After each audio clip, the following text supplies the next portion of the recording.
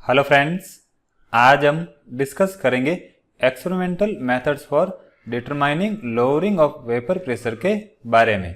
Means lowering of vapour pressure को determine करने के कौन कौन से एक्सपेरिमेंटल मेथड्स होते हैं। तो इसमें हम सबसे पहले बात करेंगे बैरोमेट्रिक मेथड की। तो देखिए, इस मेथड के लिए राउल्स ने लिक्विड और सॉल्यूशन का इंडिविजुअल वेपर प्रेशर मेजर किया था।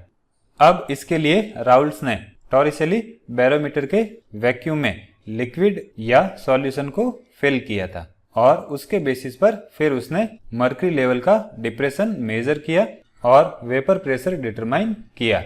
अब इस मेथड की बात करें तो ये मेथड प्रैक्टिकेबल नहीं है और न ही एक्यूरेट है, क्योंकि जो लोअरिंग ऑफ वेपर प्रेशर की वैल्यू है वो बहुत स्मॉल होती हैं।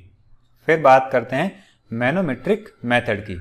तो देखिए, मैनोमीटर की हेल्प से किसी भी लिक्विड या सॉल्यूशन का वेपर प्रेशर कन्वीनियंटली डिटरमाइन किया जा सकता है।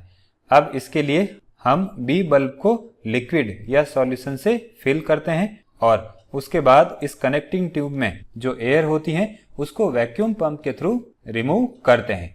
अब इसके बाद स्टॉप क्लॉक को अगर क्लोज करते हैं तो जो इनसाइड का प्रेशर है वो सिर्फ सॉल्यूशन या लिक्विड की वेपर की वजह से होता है, तो उस प्रेशर को इस मर्क्यूरी मैनोमीटर से मेजर कर लिया जाता है।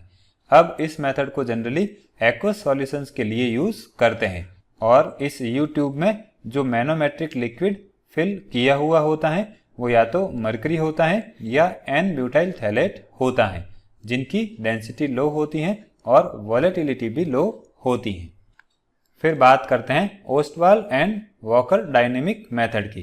देखिए, इसके लिए जो एपरेटस यूज किया जाता है उसमें बल्ब्स के दो सेट होते हैं। एक हो जाएगा सेट ए और दूसरा हो जाएगा सेट बी। सेट ए में हम सॉल्यूशन फिल करते हैं और सेट बी में हम सॉल्वेंट फिल करते हैं। अब एक्सपेरिमेंट से पहले इन बल्ब्स के सेट का वेट फाइंड आउट कर लिया जाता है। उसके बाद यहाँ से सक्शन पंप के थ्रू ड्राई एयर पास की जाती है। अब ये ड्राई एयर क्या करती हैं, इन बल्ब्स के सेट से वेपर कंज्यूम करती हैं। तो जब एक्सपेरिमेंट के बाद इन बल्ब्स के सेट का एक बार और वेट लिया जाता है तो इनके वेट में लॉस होता है। तो वेट में कितना लॉस होता है उसी के बेसिस पर हम लोअरिंग ऑफ वेपर प्रेशर को कैलकुलेट करते हैं। अब इस एक्सपेरिमेंट के दौरान हम एयर, सॉल्यूशन और सॉल्वेंट का जो टेम्परेचर है वो थ्रू आउट कॉन्स्टेंट रखते हैं।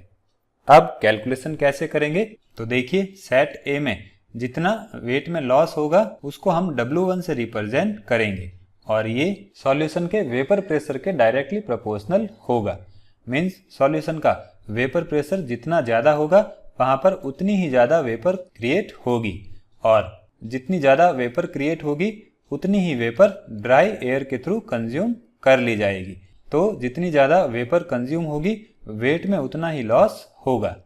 अब सेट बी की बात करें तो इसमें जो वेट में लॉस हो रहा है वो P माइनस पी एस के डायरेक्टली प्रोपोर्शनल होता है। देखिए, अगर हम सॉल्यूशन के कंपैरिजन में सॉल्वेंट का वेपर प्रेशर देखें तो वो ज्यादा होता है, तो ड्राई एयर सेट बी से ज्यादा वेपर्स कंज्यूम करेगी। तो इसी वजह से सेट बी में जो वेट का लॉस होगा वो P माइनस पी एस के इक्वल होगा।